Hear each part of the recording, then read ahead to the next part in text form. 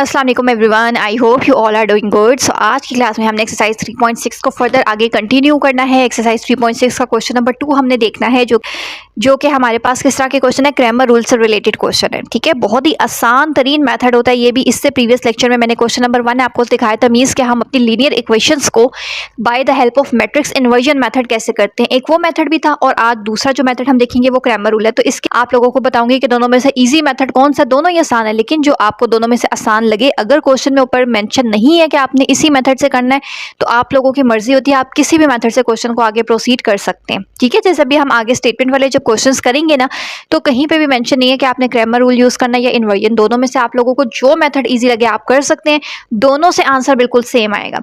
इस क्वेश्चन को जैसे हमने इन्वर्जन से किया, अगर इसी को आप जैसे भी मैं मेथड सिखाऊंगी ग्रामर रूल उसके जरिए भी करेंगे ना, तब भी आंसर एक्स और वाई का वही आएगा। ठीक है, स्टार्ट करते हैं आज का लेक्चर। क्वेश्चन नंबर 2 की स्टेटमेंट क्या है? Use grammar rules to solve the following pair of linear equations if possible. Linear equations ये सारी जब भी एक्स और वाई के ऊपर पावर 1 होती है, यानी कि कुछ भी नहीं लिखा होता, इसका मतलब है कि ये लीनियर इक्वेशन है, इसको हमने with the help of grammar rule use करना है, सो सॉल्व करना है। सो स्टार्ट करते हैं। पहले क्वेश्चन को स्टार्ट कैसे करना होता है, बिल्कुल सेम स्टेप वही है जैसे क्वेश्चन नंबर 1 में किया था। सबसे पहले हमने अपनी इक्वेशंस को ना मैट्रिक्स फॉर्म में लिखना होता है। कैसे?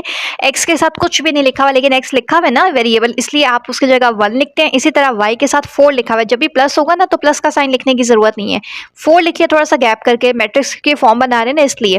फिर एक्स के साथ 2 है तो 2 लिखा है, और वाई के साथ कोई नंबर नहीं है यानी कि 1, लेकिन अगर माइनस का साइन आएगा तो आपने क्या करना होता है, उसको लिखना होता है, -1 लिखना है। ठीक है, वेरिएबल कौन से यूज हो रहे हैं इन इक्वेशंस में? एक्स और वाई, तो एक्स और वाई लिख लिया, इक्वल करके यहाँ पे कौन से दो नंबर्स हैं 4 और 5, उसको ऐसे मैट्रिक्स फॉर्म में लिख लिया। हमेशा इस बड़ी मैट्रिक्स को याद रखें, इसको ए कहते हैं, वेरिएबल्स वाले को एक्स कहते हैं, और जो दूसरी रह जाती है उसको बी कहते हैं। ठीक है, अब जिसने से फर्स्ट लेक्चर देखा उसको तो पता है कि मैट्रिक्स इन्वर्जन मेथड में इसके बाद पहला स्टेप क्या होता था, हम क्या करते थे, ए को इस साइड पे लेकर आ जाते थे, वो फॉर्मूला बन जाता था ए इनवर्स बी, और सिंपल ए इनवर्स निकालते थे और उसको बी से मल्टीप्लाई कर देते थे, ऐसा ही था। अब हमने ग्रामर रूल्स में क्या करना होता है, ग्रामर रूल में एक्स और वाई की वैल्यू आप कैसे निकालते हैं। एक्स के लिए आपके पास फॉर्मूला होता है डिटर्मिनेंट के अंदर ए छोटा सा एक्स लिखा होता है डिवाइडेड बाई डिटर्मिनेंट ऑफ ए, और वाई की वैल्यू कैसे निकालते हैं, डिटर्मिनेंट ए के साथ वाई लिखा होता है, एक्स है ना तो एक्स होगा, वाई है तो वाई, और नीचे सिंपल ए डिटर्मिनेंट। इसका मतलब है कि ग्रामर रूल में हमने सिंपल 3 वैल्यूज निकालनी होती है, एक इसकी और एक इसकी।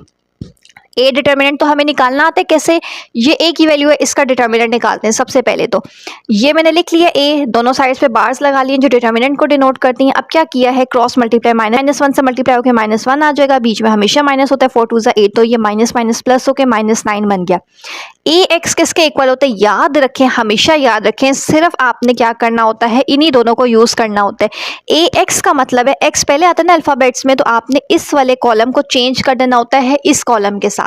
ठीक है, 1/2 लिखने की बजाय आप क्या लिखेंगे, 4/5, और ये वाली चीज ऐसी रहेगी। ए एक्स में एक्स पहले आता है, इसीलिए इन दोनों में से इस वाले कॉलम को आपने हाइड करना होता है, उसकी जगह 4 और 5 लिख लेना है।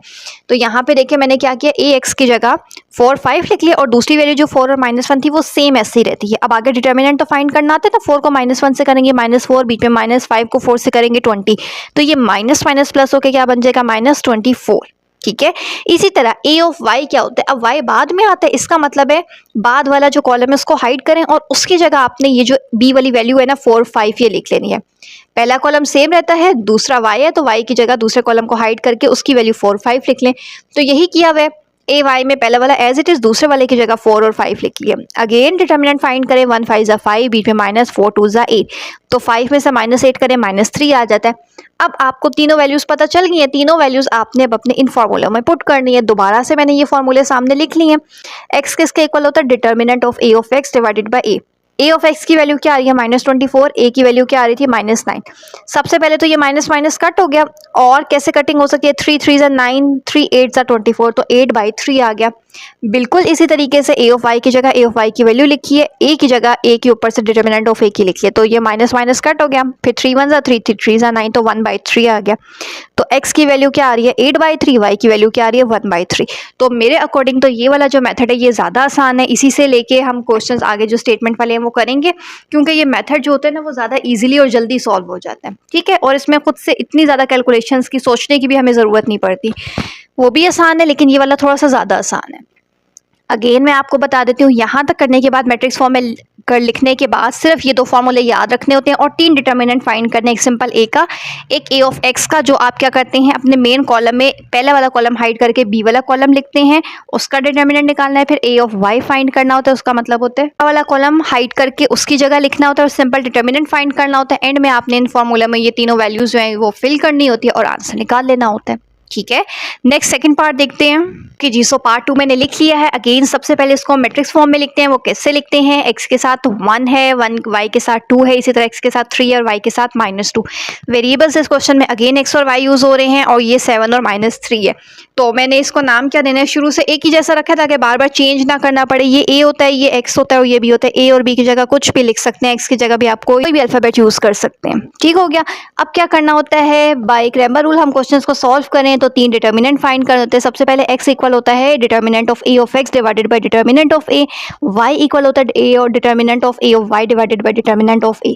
सबसे पहले a ये वाला है, इस मैट्रिक्स को एज इट इज इसका डिटर्मिनेंट फाइंड करते हैं। क्रॉस मल्टीप्लाई 1 को -2 से करेंगे -2, बीच में -3 2 सा क्या होता है 6, तो ये माइनस माइनस प्लस होकर -8 हो गए। इसी तरह a ऑफ x का क्या मतलब होता है, मेन कॉलम में आ जाए, मेन मैट्रिक्स में आ जाए, a ऑफ x, x पहले आता है, पहले वाला कॉलम हाइड करे, उसकी जगह ये आपने क्या लिखना है, ऊपर 7 और नीचे -3।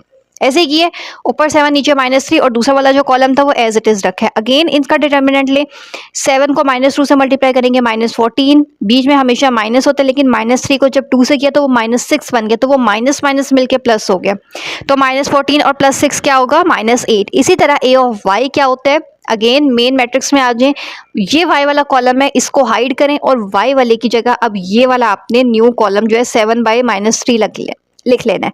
पहला वाला एज इट इज, दूसरे वाले की जगह 7/3 लिख लिए।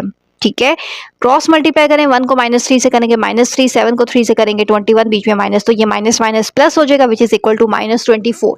मेन फॉर्मूला हमें पता है क्या होता है, x और y किसके इक्वल होता है, ये determinant a x divided by determinant of a, इसी तरह डिटर्मिनेंट a y डिवाइड, यहाँ से a ऑफ x की जगह उसकी वैल्यू लिखी है -8, जो भी ऊपर आई थी a की जगह a की वैल्यू भी -8 है, तो ये माइनस माइनस भी कट हो गया, 8 1 ज़ा 8 1 आ गया। इसी तरह a ऑफ y की वैल्यू -24 आई है, वो लिखी है, a की वैल्यू -8 थी तो ये माइनस माइनस कट हुआ और 8 3 ज़ा 24 होता है तो 3 आ गया। तो इसका मतलब है कि x की वैल्यू क्या आ रही है 1 और y की वैल्यू क्या आ रही है 3। ठीक है, कंप्लीट हो गया पार्ट 2 भी। नेक्स्ट पार्ट 3 देखें। नेक्स्ट पार्ट 3 मैंने लिख लिया, ये भी बिल्कुल सेम ऐसी है। सबसे पहले मैंने इसको मैट्रिसेस फॉर्म में लिखना है, तो वो कैसे लिखेंगे, 2 4 -5 और -3, x और y वेरिएबल्स हैं और यहाँ पे -6 और -12 हैं। ये a होता है, ये x होता है और ये b होता है।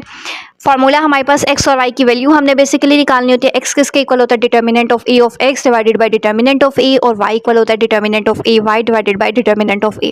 ठीक है, अब आपको ये तीनों चीजें पता चल गई होंगी कैसे निकालते हैं। सिंपल, पहले a का डिटर्मिनेंट निकालना, यानी कि इस मैट्रिक्स को एज इट इज रखें, साइकिल बार्स लगा लिए। सिंपल डिटर्मिनेंट निकालें, 3 को -3 से मल्टीप्लाई करेंगे तो -6, बीच में क्या होता है माइनस, -5 को 4 से करेंगे तो -20 बनेगा, तो वो माइनस माइनस मिलके प्लस बन गया। ठीक है, -6 और +20 क्या होते हैं, +14। इसी तरह अब a ऑफ x निकालना है। a ऑफ x का मतलब है आपने अपनी मेन मैट्रिक्स में आना है, ये वाली x पहले आता है, इसका मतलब है पहली वाली मैट्रिक्स, पहले वाले कॉलम को आपने हाइड करना और इसकी जगह आपने ये जो b वाला कॉलम होता है ना ये लिख लेना, यानी कि -6 और -12 ऐसे ही लिखा हुआ है, -6 और -12। अब सिंपल डिटर्मिनेंट निकालें, -6 को -3 से मल्टीप्लाई करें, बीच में माइनस, -5 को -12 से मल्टीप्लाई करें, बीच में माइनस, तो ये माइनस माइनस प्लस होकर 18 बन गया, ये माइनस माइनस प्लस होकर 12 5 ज़ा 60 होता है, 18 -60 करें -42। इसी तरह a ऑफ y के लिए आपने क्या करना है, अपनी मेन मैट्रिक्स में x पहले y बाद में, अब y वाले को यहाँ से हाइड करना है और इसकी जगह ये -6 और -12 लिख देना है, कर लिए। इसी तरह 2 को -12 से मल्टीप्लाई करें, -6 को 4 से करें, तो दोनों एक -24 एक +24 बन रहे हैं, यहाँ पे दोनों माइनस माइनस प्लस होके, तो ये कट होके आंसर क्या आ गया 0। अब अपने मेन फॉर्मूले में चारों वैल्यूज पुट करते हैं। x इसके इक्वल होता है, y इसके इक्वल होता है, a ऑफ x की वैल्यू -42 आई है, a की वैल्यू 14, तो 14 3 ज़ा होता है 42, तो यहाँ पे आ गया -3। इसी तरह 0 को किसी भी नंबर से डिवाइड करेंगे तो आंसर हमेशा आपके पास 0 ही आता है, तो x की वैल्यू क्या आ रही है -3, y की वैल्यू क्या आ रही है 0। कितने आसान क्वेश्चन है, आपके पास कोई भी मैट्रिक्स आए आप इजीली अपनी मर्जी से कर सकते हैं, खुद से भी ट्राई करें, कोई भी एक क्वेश्चन ले लें, उसको दोनों मेथड से सॉल्व करके भी देख लें कि क्या मैट्रिक्स इन्वर्जन और क्रैमर रूल से सेम आंसर आ रही है, नहीं बिल्कुल सेम आएगा। ठीक है, नेक्स्ट लास्ट पार्ट 4 देख लेते हैं। लास्ट पार्ट 4 मैंने लिख लिया है। सबसे पहले इसको मैट्रिक्स फॉर्म में लिखते हैं, 3 5 2 और उसके नीचे 6 वेरिएबल्स कौन से एक्स और वाई, और दूसरी साइड पे -1 और 5, ये ए है, ये एक्स है और ये बी है। फॉर्मूले लिख लिए हैं। ए डिटर्मिनेंट यानी कि 3 जो है यहाँ से देखें, ए डिटर्मिनेंट मैंने लिखा है 3 6 से मल्टीप्लाई होगा, बीच में 2 5 से होगा, तो 3 6 18, 2 5 10। 18 में से 10 निकालेंगे तो 8 आ जाएगा। इसी तरह ए ऑफ एक्स क्या होता है, मेन मैट्रिक्स में से एक्स वाली जगह यानी कि पहले वाले कॉलम को हाइड करके उसकी जगह आपने ये बी वाला कॉलम लिखना है, यानी कि -1/5 लिख लिए। -1 को 6 से मल्टीप्लाई करें, 5 को 2 से करें तो -6 बन जाएगा, 2 5 10, तो ये माइनस माइनस प्लस होके क्या बन गया, -16। इसी तरह ए ऑफ वाई क्या बनता है, ये ए है, एक्स का मतलब होता है पहले वाला कॉलम छुपा के ये लिखना है, वाई का मतलब होता है दूसरे वाला कॉलम छुपा के आपने यहाँ से वाली वैल्यू लिखनी है। ठीक है, तो अब वाई है, ए ऑफ वाई है, यानी कि ए वाले मैट्रिक्स में से वाई वाले कॉलम को आपने छुपाना है और उसकी जगह ये वाला -1 और 5 लिख लेना है। तो यहाँ से मैंने -1 और 5 लिख लिए। 3 5 से मल्टीप्लाई होगा, बीच में -1 5 से होगा, तो ये माइनस माइनस प्लस हो गया और 5 1 5, दोनों को ऐड करें 20। अब आपने क्या करना है, अपना फॉर्मूला लिखें। एक्स किसके इक्वल होता है, A of X divided by A, यहाँ से A of Y divided by A determinant के साथ। ए ऑफ एक्स की वैल्यू क्या है, -16, ए की वैल्यू 8, इसी तरह यहाँ पे 20 है और यहाँ पे 8। जैसे जैसे कटिंग हो सकती है कर लें, 8 2 16 होता है, तो ये तो -2 आ गया सीधा सीधा। इसी तरह ये दोनों नंबर्स 2 के टेबल में आते हैं, 4 के टेबल में आते हैं। जितनी मैक्सिमम कटिंग हो सकती है या कर ले। कैलकुलेटर्स में भी आपके पास इस फॉर्म में आंसर आ जाते हैं, तो अगर कैलकुलेटर में आ रहा है तो वेल एंड गुड, डायरेक्ट उससे कर लें। 4 2 8 और 4 5 20, तो 5/2। ये x की वैल्यू है -2 और y की वैल्यू क्या आ रही है, 5/2। तो यहाँ पे हमारा पार्ट 4 भी कंप्लीट हो जाता है। एक्सरसाइज 3.6 का क्वेश्चन नंबर 2 जो आज के क्लास में हमने देखा था वो कंप्लीट हो गया कि लीनियर इक्वेशंस को हम with the help of Cramer rule कैसे सॉल्व करते हैं। ठीक है, सो आई होप आपको ये क्वेश्चंस अच्छे से क्लियर हो चुके होंगे। स्टिल कोई कंफ्यूजन है तो आप कमेंट सेक्शन में पूछ सकते हैं। प्लस इससे पहले वाला लेक्चर जो क्वेश्चन नंबर 1 है उसको लाजमी देख लें, ताकि आगे स्टेटमेंट वाले जो क्वेश्चन है वो ईजिली हो सके और आपको ये दोनों मेथड्स अच्छे से क्लियर हो जाएं। सो चैनल पे न्यू है तो चैनल को लाजमी सब्सक्राइब कर लीजिए। नेक्स्ट लेक्चर में हम इसके नेक्स्ट क्वेश्चंस आगे कंटिन्यू करने वाले हैं। So stay connected with us.